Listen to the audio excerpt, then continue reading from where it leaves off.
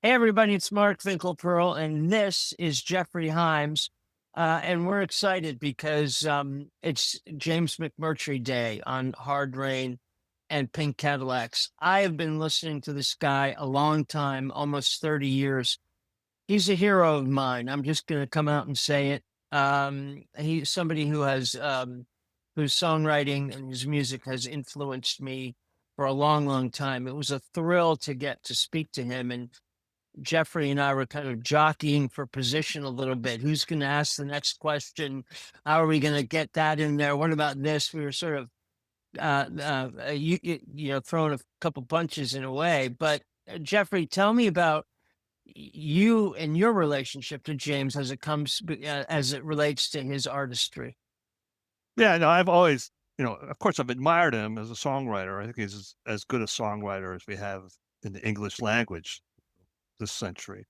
Um, and I've interviewed him quite a few times, and I've always been warned that he's very, reserved and sort of gun shy around media.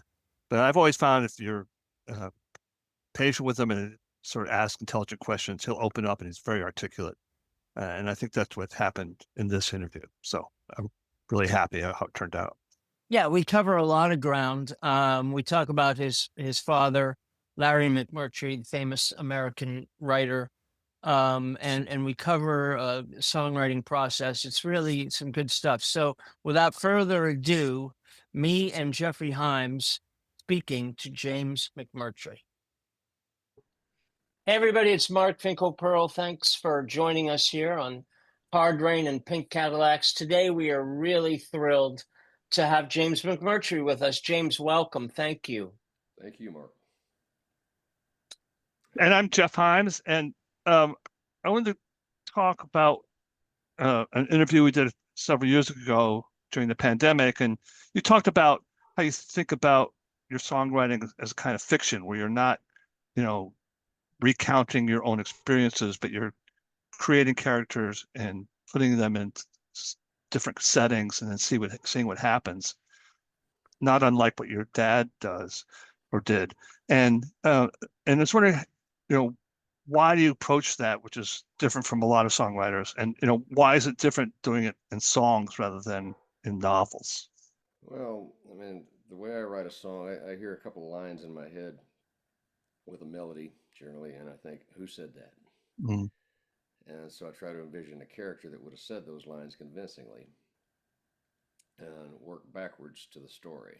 Um, if I can get the story into a verse chorus structure, then I can get a song out of it if I get hmm grooved.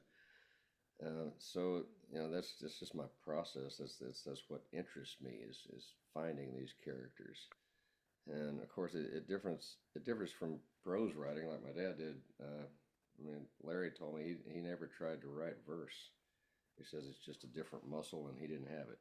hmm And so the same thing's sort of true of you in reverse, you think? Yeah, I don't do prose. I can, but it's a chore to me. hmm And was it just that, you know, you you grew up with songs and songs spoke to you in a way that made more sense to you, or? Well, definitely. I mean, I didn't like to read. Larry was a great writer because he was a great reader. Uh-huh. He read constantly.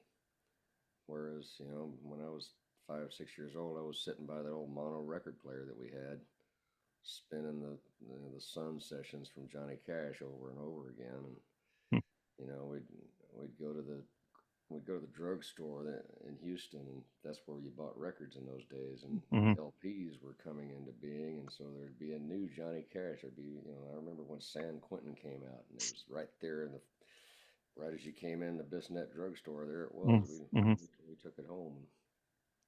I wore that one out too. I think that was still mono.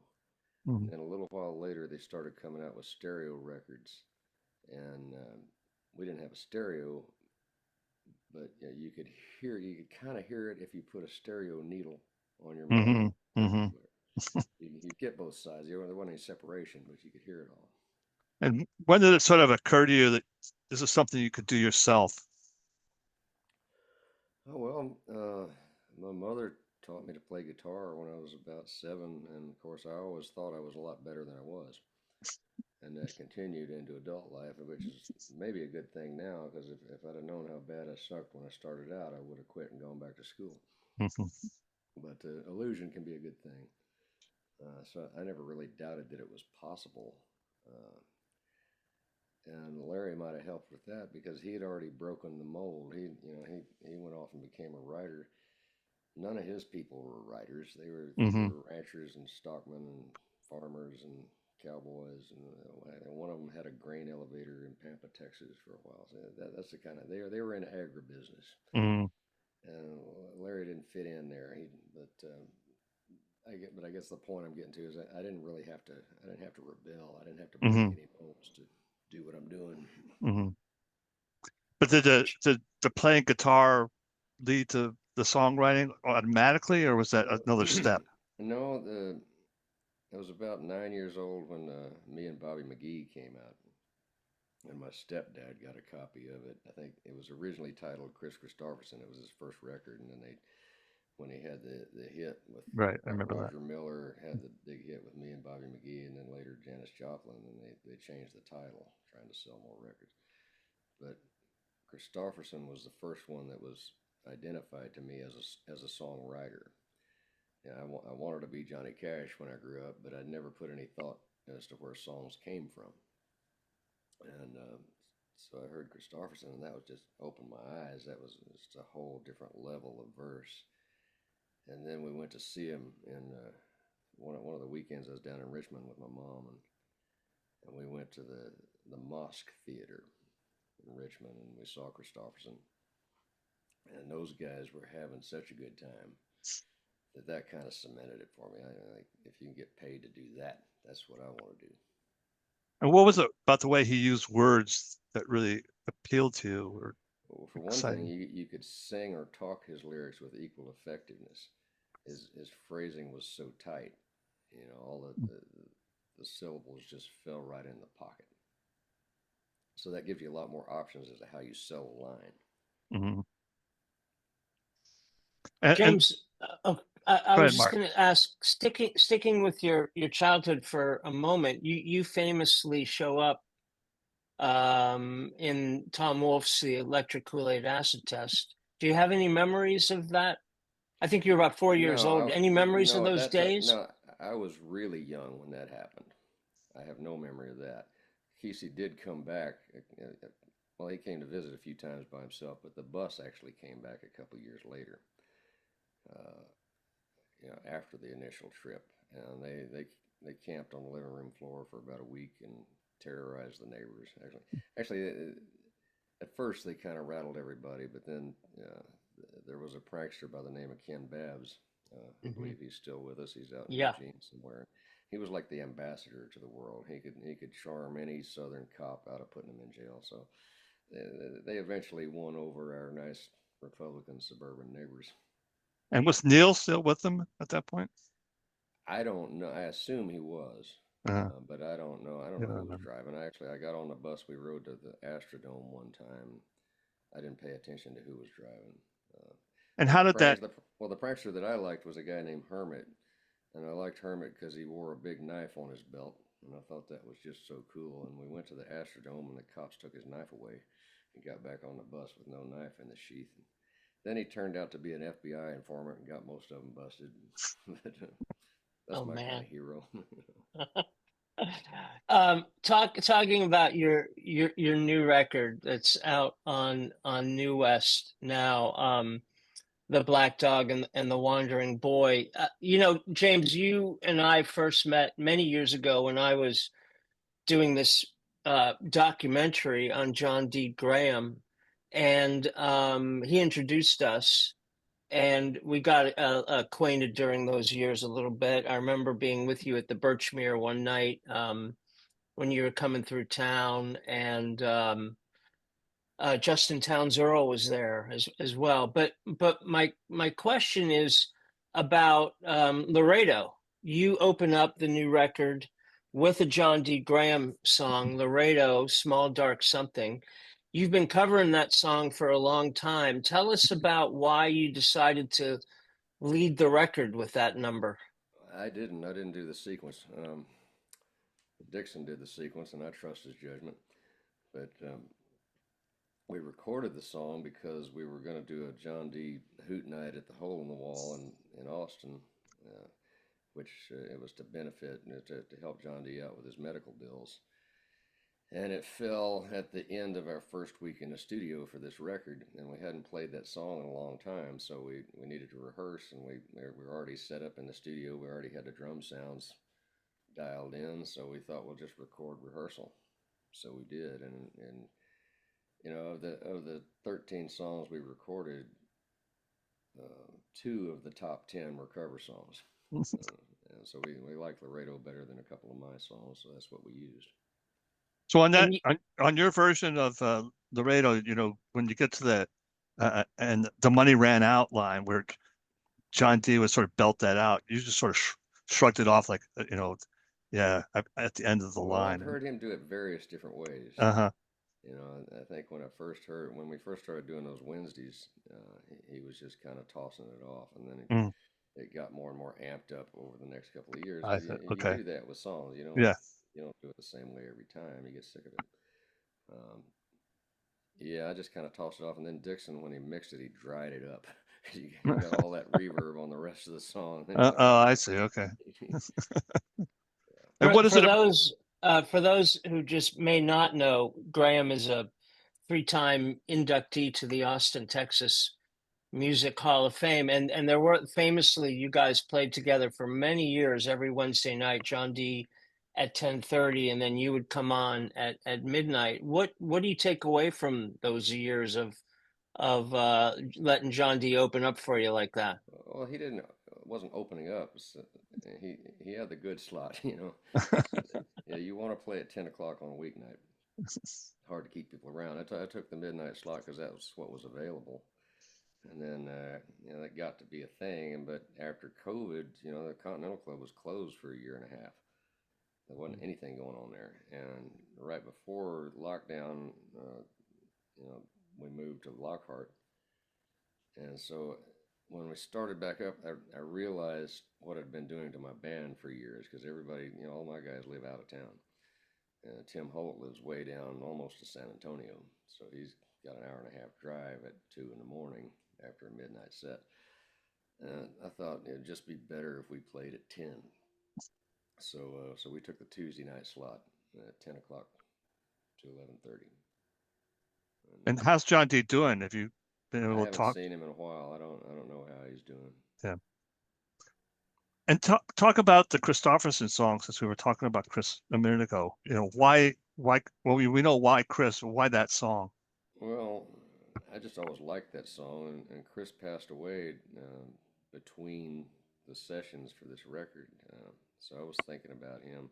He actually kind of figures in the song Coeur d'Alene, or Back to Coeur d'Alene, because I was struggling with that song. I was trying to figure it out, and after Chris passed away, I started reading the obituaries and found out that his family disowned him when he quit the military to go be a songwriter.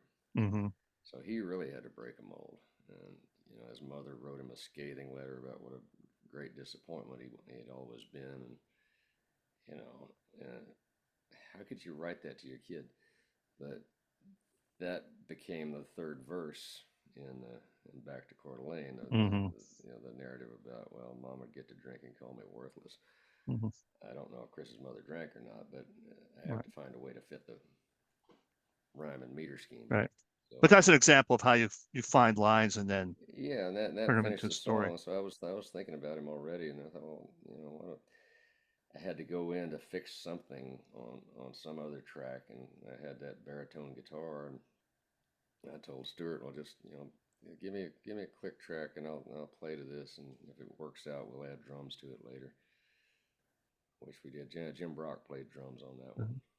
Now, most of the songs we know for Chris came out in those first handful of early albums, and then he had a long career afterwards. You know, how do you see as the arc of his whole career? Well, I listened to all of them.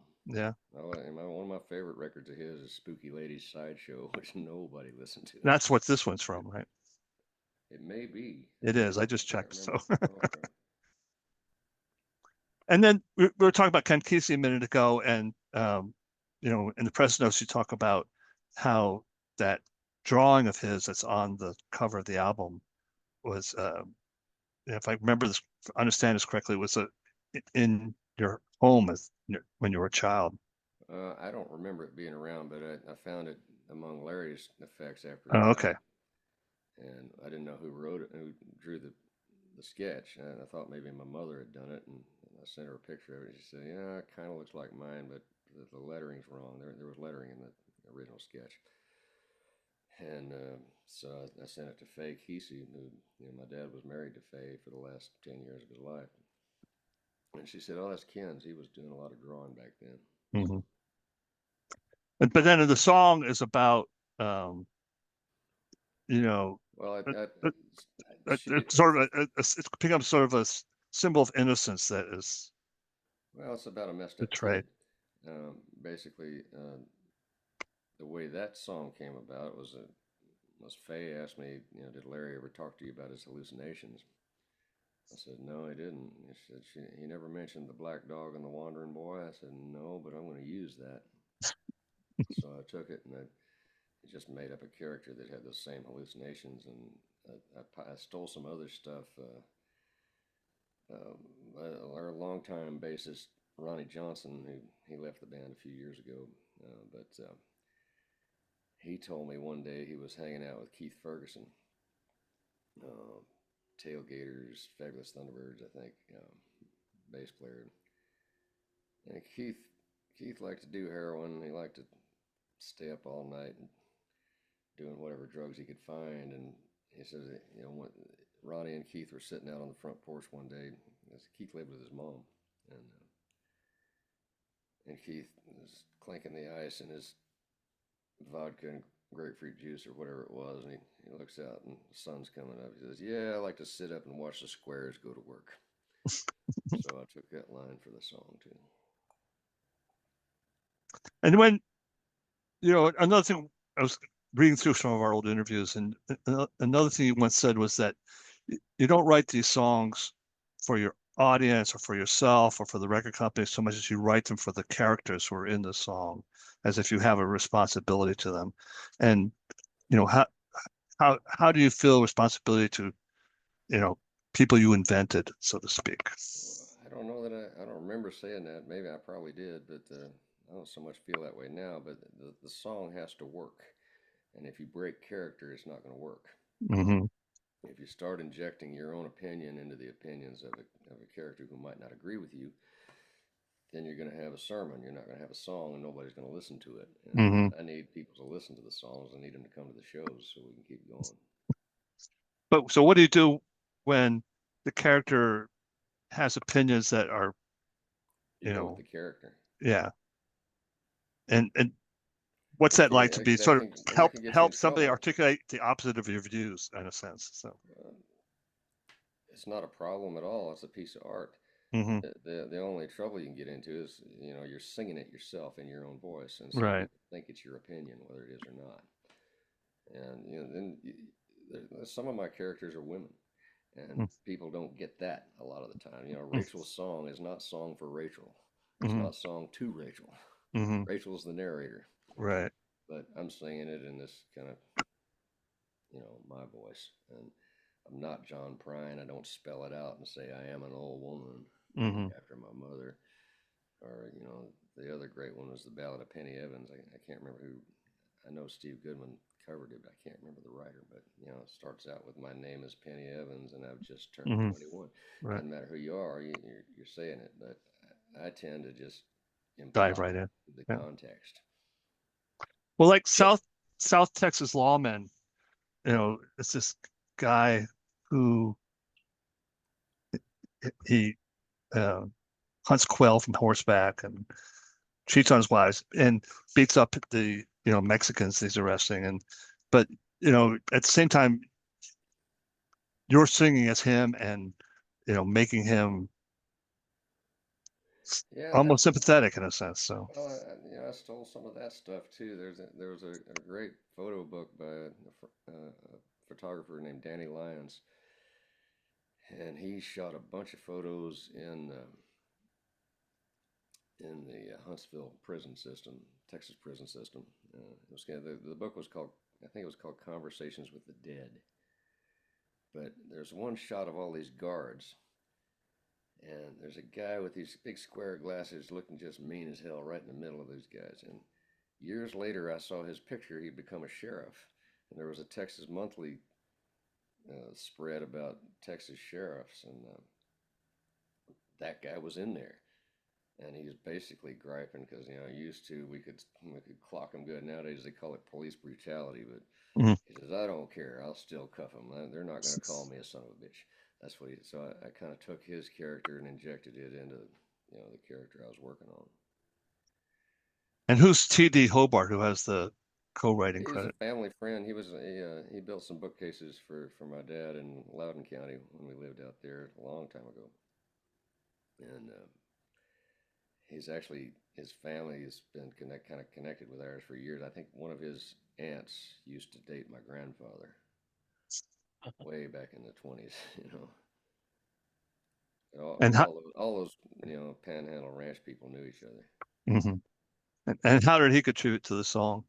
Well, he wrote a poem about, it was basically about his father's attitude towards South Texas. His dad was from Hemphill County, Canadian Texas, way up the Panhandle, and and all those ranchers knew each other, but he kind of took a dim view of South Texas. He said his saying was that Victoria County is not a county; it's a principality. And so Dwight had written this poem about his father's view of how South Texas they hunt quail from horseback and cheat on their wives. Mhm. I took that. I found that poem written on a piece of cardboard just a couple of years ago. I guess Mhm. I don't know how it turned up, but there it was. So I took that, made it into a song, and I had to give Dwight some credit because I never would have come up with the song if I hadn't stumbled onto that poem. James, we're talking about some of your deep family history here. Childhood is obviously a big theme in your songs. Childish Things, Just Us Kids, yeah, See the Elephant. Some in many ways, the songs that you write are about the end of childhood, the end of innocence. Is that something that uh, it just sort of comes out of you naturally? I think it comes out of most people naturally. I mean, that's what shapes us. So it's a fairly common thread running through humanity. We spend most of our adult lives trying to figure out our childhood. It seems like over the course of your career, as you've gotten older, so have your characters. Yeah, you can't be afraid to write age. I mean, when I first started out, they wouldn't have wanted that. Uh-huh. Back in the '80s, when everything was radio single oriented, and What usually have you very. figured out about your childhood in I terms don't of know that I've figured out anything, but I keep wrestling with it, and it gives me words. yeah, and that's just because of the general family dynamics? I don't. I just think whatever happens to you in your childhood, it puts a dent in you, Yeah. and it creates a pattern that keeps going throughout life. I mean, that's why we have therapists trying to figure that out. And songwriters. Maybe, yeah. Uh, Go ahead, Geoffrey. so what about the Pinocchio song, which is, I think it's a great image of, a poker player wants to have a wooden face. So who would be a better poker player than Pinocchio? Yeah, I had that line laying around for years. Yeah. Didn't know what to do with it. And then Larry passed, and I learned some terminology, so I Mhm. stuck that on the end of there. Mhm. But it's like what's weird about that song is that the verses are describe Pinocchio in Las Vegas, using his wooden face to, bluff people out of their money. And then the chorus is about, who's my grandmother's friends, who's my aunt's friends. And they're very different, but it seems to connect in a way of this guy is becoming more and more isolated and sort of realizing how much he needs a family. or something like that. Well, and you need a connection, and the last line, well, Tim Holt, my guitar player, told me because it's like all three of my bandmates lost their fathers while on tour with me. Mm-hmm. And one of the things Holt said when he got back, he had to fly home from somewhere to back to Lubbock or something. I guess his folks lived in Austin by then, but he had to go back to Texas for the funeral, and he rejoined us somewhere in Portland, and he said, the big deal is, if you got a question about who were your neighbors at a certain year, you can't call them up and ask them anymore. They're gone. That piece of information is just not available. So, Don Dixon produced your third album, 1995, and Ridgewood's Body, and then you reconnected with him 30 years later, and why were you motivated to do that, and how did it work out in practice? Well, I was kind of been going back to producer school. There was a time there when I was producing my own records because nobody else wanted to, and then I found I was repeating myself stylistically and methodically. So I brought in C.C. Adcock for the Complicated Game record, he and Mike Napolitano, and then I went back, and then I had Ross Hogarth come in for Horses and Hounds. Ross had recorded my first couple of records. He worked for Mellencamp back in the day, and had become a producer. And so I thought, well, I'll work with Ross and try to learn some stuff. And it's basically the same thing with Dixon. I wanted to revisit Mr. Dixon's homeroom, as it were, and relearn some of his tricks and find out what new tricks he had. Mm-hmm. I don't know that I really picked up on that because these good producers are so much faster than I am. They'll do a lot of stuff that I don't notice because they're just, it's second nature to them. Mm-hmm. It's quick, and they've evolved along with the digital technology. When I first started recording, we were cutting on 2-inch tape. And if you wanted to edit, you had to take a razor blade and line it up with a kick drum hit on your tape head, because Right. when that splice goes over the tape head, it makes a thump. There needs to be a thump already there. Editing was pretty difficult back then. Okay. Now it's just, you grab a piece of a waveform and you move it over here. Mm-hmm. Click and drag. But what did Don bring to these sessions? That vibe. And also, the great thing about him is he's really good at knowing when the take is happening. So if I'm producing myself, I don't always really know what's going on. So I'll go out there and do 3 takes. And then I'll have to go in the control room and listen and see which one has the most life. And that's the one we want to overdub on. Don knows when it's happening. So you finish the take and he'll say, stay right there, punch this spot, punch the ending, and you got it. And that saves 15 minutes, because you go and listen to 3 takes, that's 15 minutes out of your day. right. And there's only so many 15-minute spaces during a recording day, and you're paying for that time in both, money and energy. So, that can be a lifesaver. And you've recorded with Stuart Sullivan before at Wire. Is that a place you like going back to? Tell us about that. Well, yeah, I mean, Stuart, I worked with him when I was producing my own stuff, so he's real quick with the Pro Tools, keeps it going, and he's been around a while too, like us, so he remembers some of the old tricks. I remember there was one record where we couldn't figure out how to get my vocal sound really dialed in. It needed some compression that we just didn't have, and so he turns around, there's an old Studer machine. He gets out a piece of junk tape, 2-inch,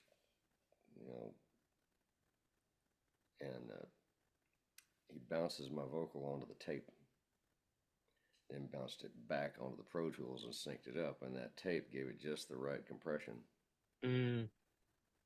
Interesting. Made it work. And this is also I think your second record on New West.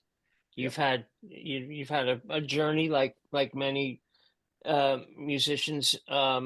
how do you look at your label journey in terms of its arc? I don't really look at it, you know. I like to have a label to do the legwork. I don't want to do all that stuff myself. And, they do a pretty good job of promotion. So Mhm. And James, we were saying before you jumped on, one of my favorite records of yours is like a desert island record for me is live in '03.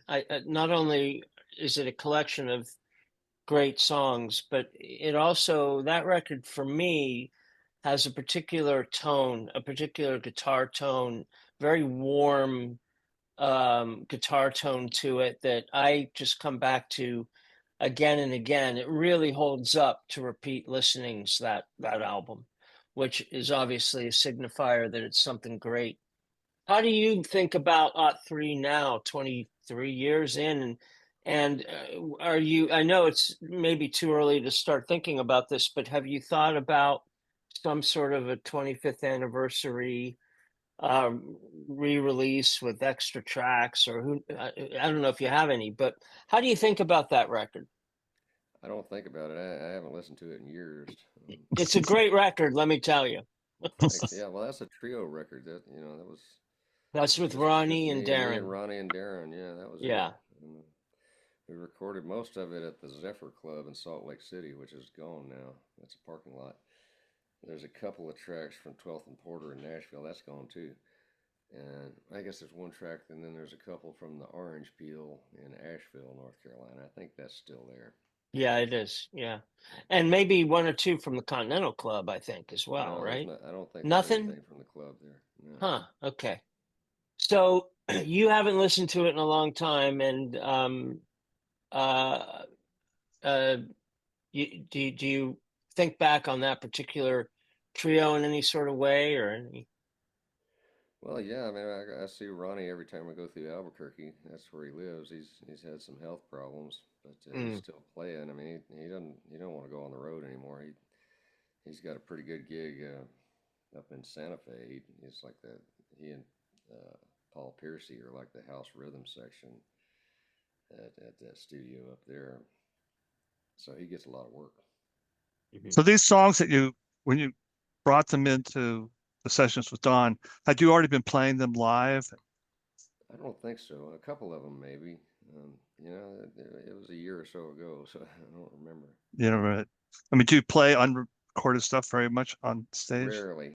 I rarely get them finished before the session. Uh-huh. I mean, usually, I book the studio time and then I look at what I've got nearly done and try to finish enough songs for the record before the session comes up. And then a Like lot of doing your time, homework on the school bus. certainly, and a lot of time I'll be writing in the studio or writing in Mm-hmm. the hotel before I go to work that Mm-hmm. morning because that pressure creates adrenaline, which can generate lyrics that you're not going to get otherwise. Then how do you figure out which songs are, you know, will be built around an acoustic guitar and which ones around electric guitar and those kind of Well, you don't really. questions? You pick up a guitar, and that there were alternate versions of Pinocchio that we cut on this one.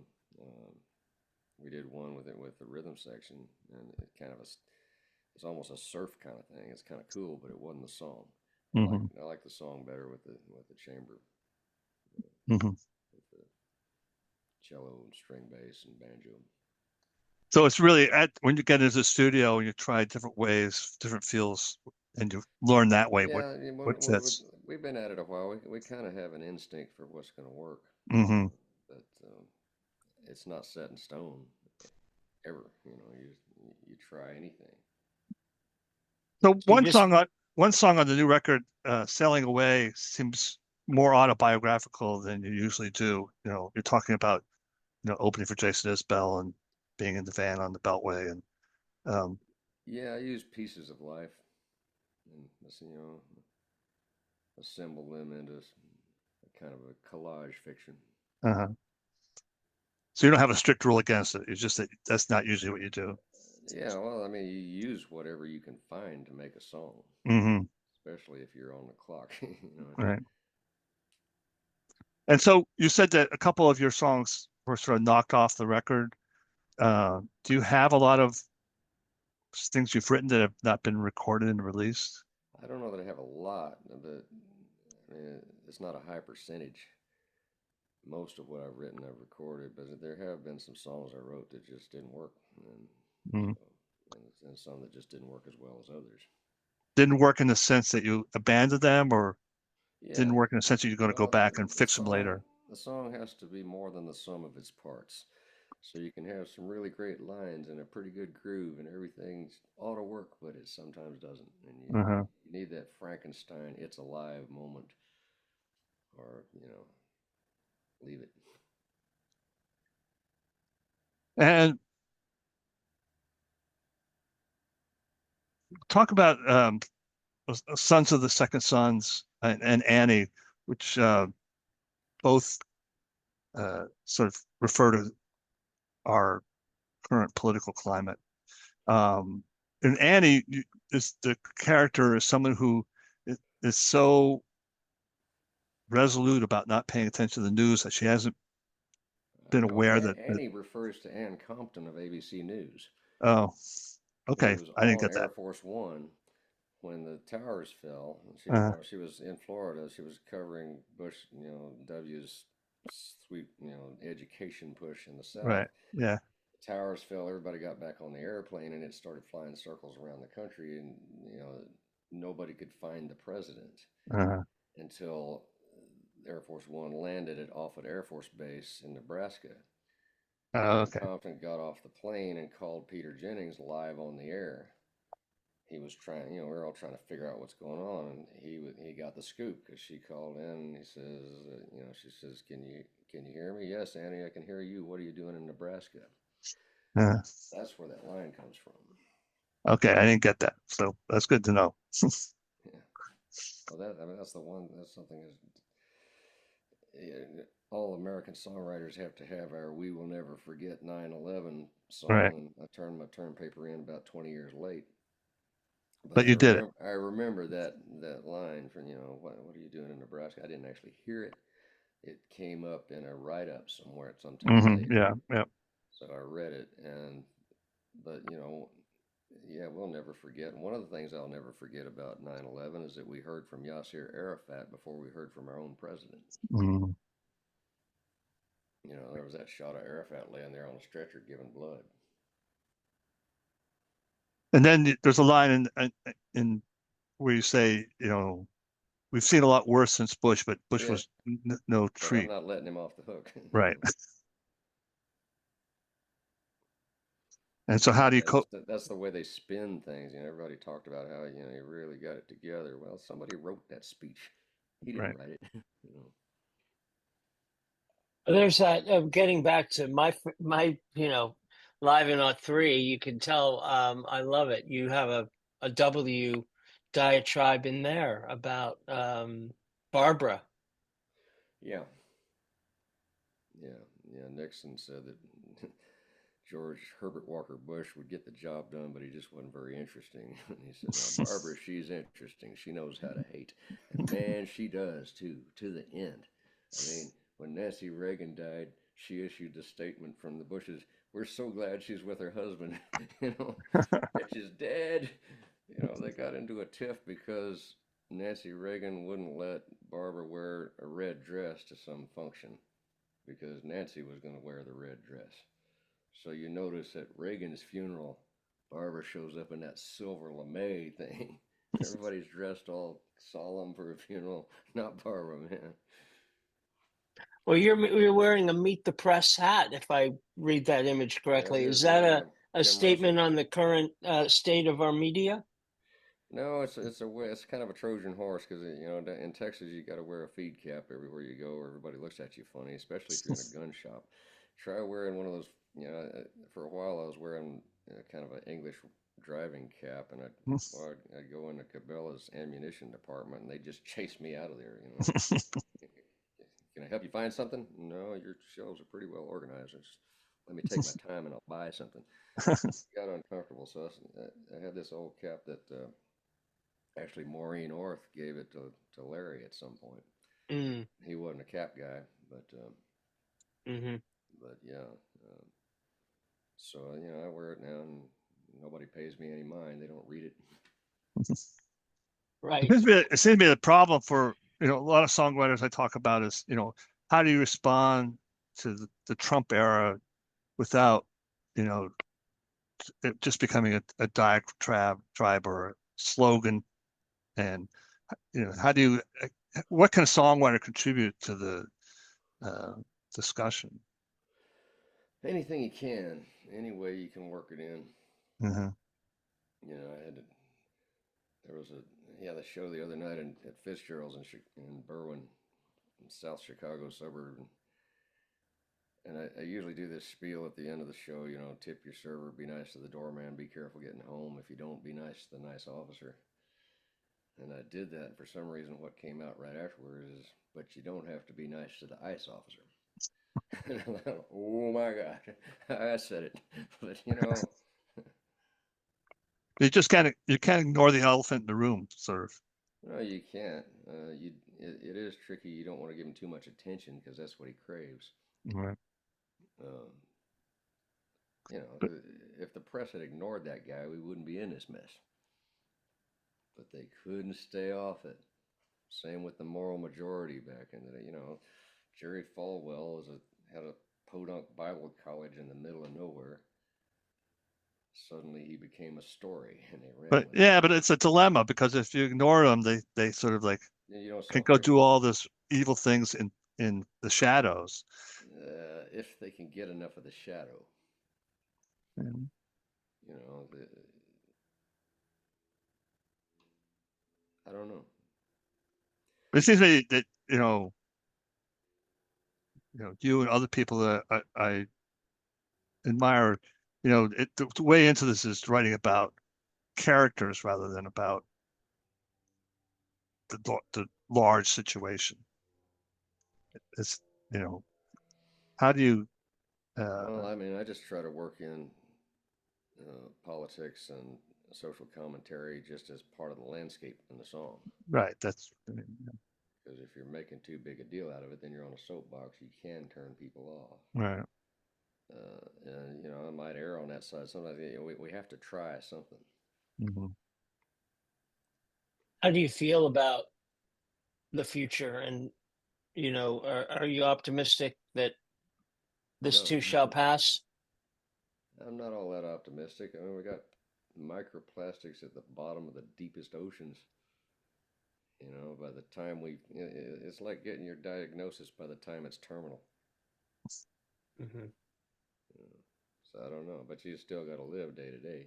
So we go out there, we And share as the you struggle. say, if you're writing about an American landscape or American lives, love and childhood and paying bills is part of it, but so is politics in the same way. And the sort of, you know, the intelligent way to write about people and romance, whatever, is thinking of the particulars. And it seems to me that the politics is the same. And if you Yeah, well, if you ignore it, we you're get a lot of backlash for registering opinions.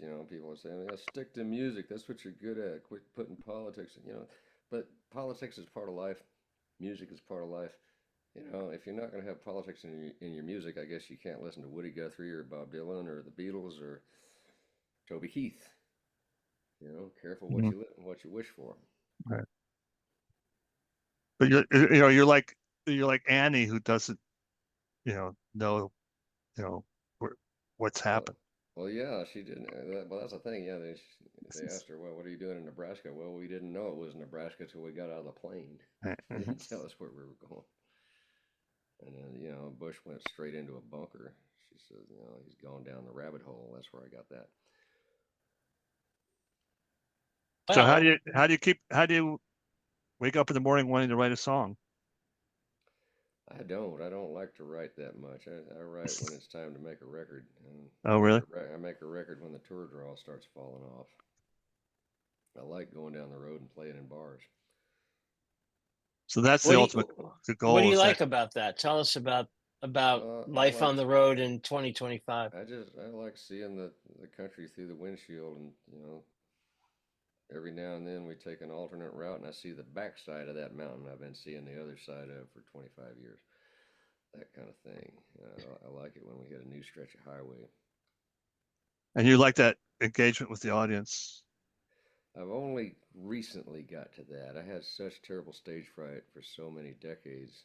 Really? I used to drink a lot and just kind of throw myself. I played at the people. I didn't play to Hmm. them so much. I'm learning now to play to them. What changed? Uh, I had to get better, or the business wasn't going to grow. And for that, finally, if you can connect with an audience, you can get some energy. And you get over 60, you need every little bit of energy you can find. And I think that's really it. I just needed something to get through the set because we go out there, we work pretty hard. It's like 6 nights a week generally, with the seventh day a travel day. And so, I no longer had the energy to drink like I used to. Are you enjoying it more? I am, yeah. And part of that is the people, which, I used to be pretty cynical. And now, I've had for years people coming up saying, man, that song of yours really got me through a hard time there. So I'm starting to realize that that's real and that means something. It's interesting that you say that because, Jerry Garcia once famously said that he had to learn that what was happening in his head didn't translate into what was happening at the show. And I started seeing you, 97, 98, 99 at places like the Iota on Wilson Boulevard in Arlington, Virginia, and places like the Birchmere. And those shows, I remember the shows coming out of the It Had to Happen tour, for example, as really, really strong. The shows that pulled me in and have made me a fan of your music for the last, closing in on 30 years. So to hear you say that, you were suffering from stage fright, you needed some booze, and that you are just getting through that process is really, that's very interesting to me because those shows were always great. Well, maybe I had the right mixture at that time. There were some shows in that era that were not great. I can tell you that. And a lot of us have lived through that. Isbell talks about that. He talks about listening to old board tapes from shows where he thought he was really nailing it and finding out he wasn't really nailing it. But I've also seen him drink a half fifth of bourbon and go out there and tear him up. You never know. Yeah, you never know. But One more question before we let you go. It seems like there was this group of really great songwriters around Austin. Um, some basically baby boomer generation, like you and John D. and Alejandro and Ray Wiley Hubbard and Sam Baker, and that there was this, and was there a sense of sort of friendly competition or sharing, or how not do really. you I mean, explain that concentration at that time and place? well, the concentration is because there's an outlet. Mm, There's so many clubs where you can play, you can get your songs out. Um, you know, we're not making great money here in Austin, but it's like a paid rehearsal. You know, mm. you go in there making a little bit of money, and it's a good place to leave your stuff. You can tour out of here and come back 2 months later, your stuff's right where you left it. So, and I think part of that is because Austin is almost equidistant between the coasts. So you can work either coast in like 3.5, 4 weeks, do a pretty good job, come home for a couple of weeks and keep your life together, then go back out again. You don't have to be staying out for 8 weeks at a time, Hmm. which can be bad on domesticity. So I think the reason there's so many songwriters here is that one, it was for a long time a cheap place to live. It was friendly to the arts because the cost of living was low. It's not that case anymore. Most of us have moved out of town. I moved to Lockhart because my landlords wanted to sell the duplex I've been living in for 20 years, and I couldn't afford Austin prices. Fortunately, my drummer's, Darren's wife, Janie, is a realtor, and she found us a house down here in Lockhart that we could get into. But is there much give and take between you guys about, or is that just Not really. not spoken? I don't know. Maybe the rest of them do, but you know, I run into those guys at a club. You know, they're loading in, I'm loading out. Hi, how you doing? Mm-hmm. Um, you know, I admire most of them for their talent, but I don't really know them. Okay. Fair enough. Well, we kind of started the conversation with John D. You certainly know him. I know that you wish him the best, and hopefully he'll Certainly. come out of this latest thing. I hope so. Yeah. Well, James, thank you so much for taking the time. We're excited to have you. Thank you. Thank you. All right. Thank you Good. very much. Thanks for everything. And you know, it's time to start thinking about Live and Not 325, my man. I don't know. All right, you All think plans must about it. I'm pass. gonna get back in touch in a couple of years. And All right. all right, Good, thank good you, to, James. good to see Good you, to James. see you. Take Thank you, care. Jeff. All right. Bye. See ya. Look, like I said, I love the guy. He had quite a lot to say. How do you feel coming out of that? Yeah, I know. I thought it went really well. I've talked to him many times before, and I've always had, a fascinating conversation with him. So, and I think that this is the latest thing, our latest podcast, be our fifth one, and we have a lot of, in addition to our podcast, we have a lot of writing on our Substack site, Hard Rain and Pink Cadillacs. Mark's been writing about the Grateful Dead and about the media industry. I've been reviewing a lot of new records coming out, doing some profiles of some jazz artists and some blues artists. And so please check out the Hard Rain and Pink Cadillacs site on Substack. And we're posting stuff several times a week. So there's always, if you go back, there's always new stuff to read.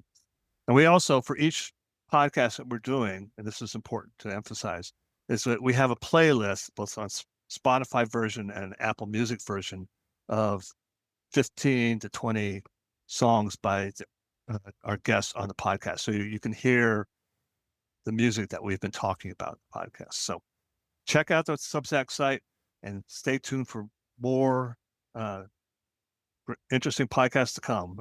Look for the Wood Brothers, hopefully, in a few weeks. Talk to you And soon. thank you, everybody. Thanks for supporting. Thanks for your likes and your pledges. We really appreciate it. It helps. Thank you, people. We'll see you next time on Hard Rain and Pink Cadillacs. Spread the news. What he said.